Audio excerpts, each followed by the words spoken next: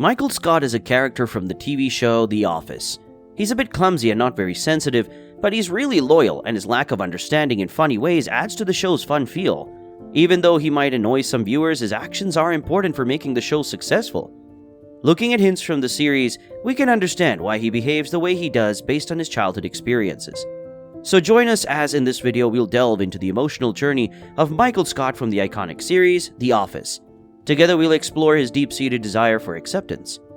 If you watch the show, you know about the funny things Michael Scott does with his coworkers. But at first his character was a bit too strong, and the people who made the show had to change things to make it better. In the beginning, the funny parts were hard to notice because of the awkwardness. Michael wasn't the relatable or funny character that writers wanted. Many people didn't really get what the show was about. So when it started, the TV channel wasn't really supporting the show anymore. The creator, Greg Daniels, knew he had to make Michael Scott more likable, but still silly. At first, Michael Scott's character in The Office, especially in the episode Diversity Day, got bad feedback because he was insensitive. But as the show went on, Michael's character changed. He meant well, but didn't understand social things very well.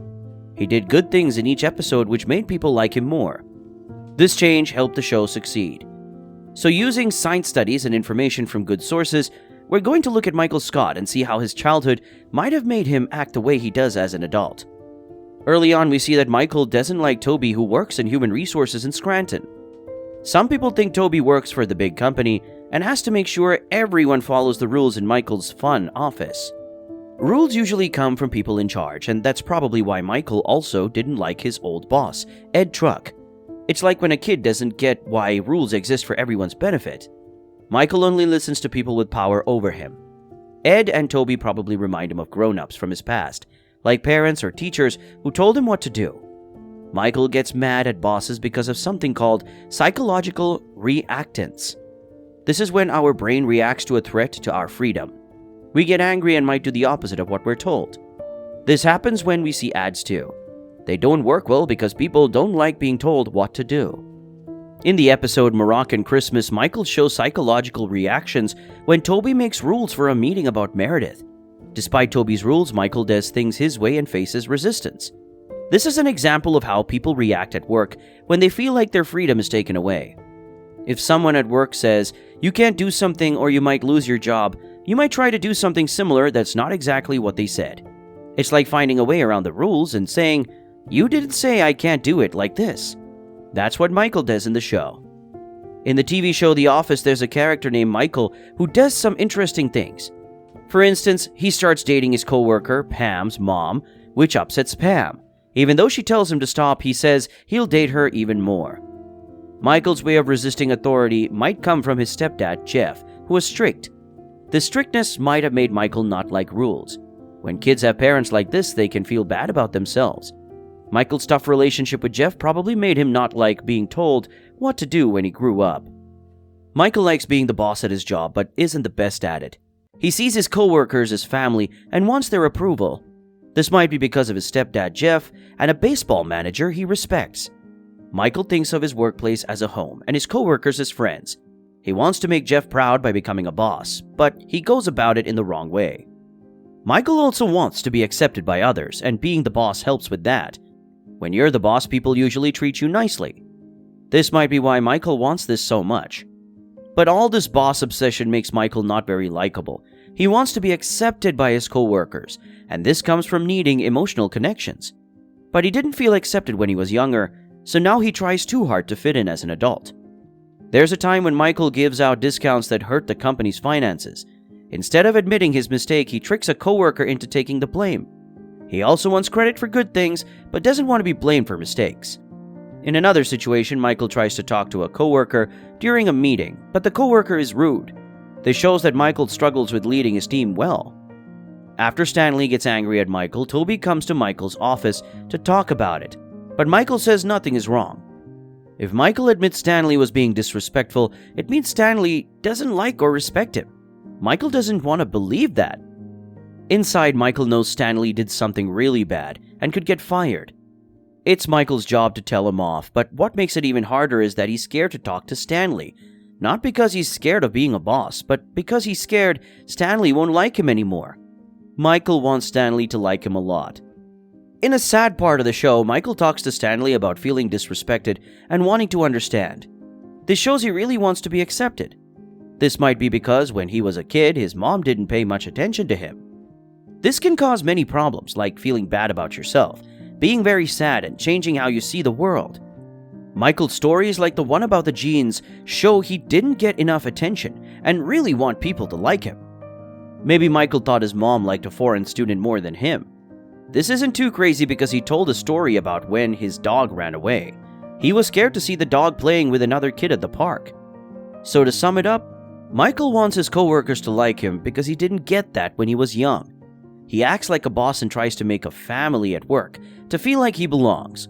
Even though it's not right and usually doesn't work well, it's the only way Michael knows. Michael is selfish and wants everything to be about him. One of Michael's biggest problems is that he's selfish towards others. Wanting everything to be about you is something kids do, but Michael still acts this way. In the episode about his birthday, Michael is super excited to celebrate at the office. He makes everyone carry him in a chair like a special dance. He thinks the food delivery girl is a dancer and gets really happy. To him, his birthday is a special day just for him. But it's not only about him. On the same day, Kevin tells everyone he's waiting for a skin cancer test result. Everyone is nice to Kevin because they're worried. Michael gets jealous because the attention is on Kevin now. At Phyllis's wedding, she asks Michael to push her dad's wheelchair down the aisle. Michael is really excited about this because he thinks it's a big deal. He thinks it's almost like walking her down the aisle, and he's proud to help pay for her wedding. This shows how much Michael cares about his employees and how he wants to have his own family someday. But during the wedding, Phyllis's dad stands up and walks the rest of the way. Everyone cheers, but Michael is mad and wanted to do something special, and now it's not about him anymore. Like a kid, he gets angry and hits the wheelchair on things as he pushes it. Michael's frequent selfish actions reveal deeper insecurities from his childhood, which continue to influence his behavior as an adult. Some psychologists suggest that even when adults have enough, they may still feel a sense of lack, as seen in Michael's unwillingness to share a room in Niagara. This could be due to his upbringing, where a lack of acceptance during his early years might drive him to assert dominance and entitlement. For instance, he desires private spaces and wants to be part of events like Phyllis's wedding, rather than intentionally hurting others. His intense emotional reactions come from a deep yearning to feel important. Michael's behavior can also be characterized as rude, outspoken, and inconsiderate towards others' feelings. In Chair Model, he tries to find a date but handles the situation poorly with Pam's landlady. He lacks social awareness, comparing her to a sweet old lady on the bus, resulting in an uncomfortable situation. Michael frequently makes offensive comments and struggles to understand context, showing a lack of social understanding. This behavior could be related to the Dunning-Kruger effect, where people with limited knowledge overestimate their abilities compared to others.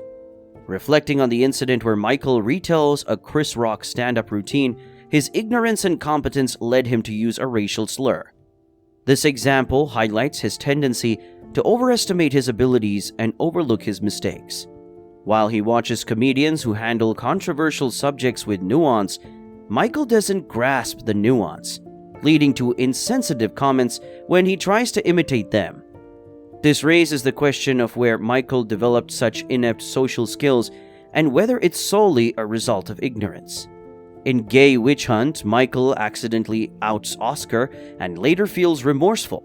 He apologizes and acknowledges his past use of offensive language, showing growth from his ignorance. Despite his controversial actions, Michael's character remains the heart of the show, captivating viewers with humor and humility. Many of his actions can be linked to his childhood experiences and a lack of social skills, which help explain his constant need for acceptance and his preoccupation with social dynamics.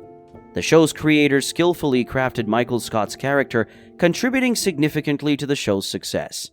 Now we turn the spotlight to you. What aspects of Michael's personality do you relate to the most? How has his character evolved over the seasons? We encourage you to share your thoughts and opinions in the comments below. If you enjoyed this video and want more content exploring the world of beloved characters, don't forget to like, subscribe, and hit the notification bell. Thank you for watching.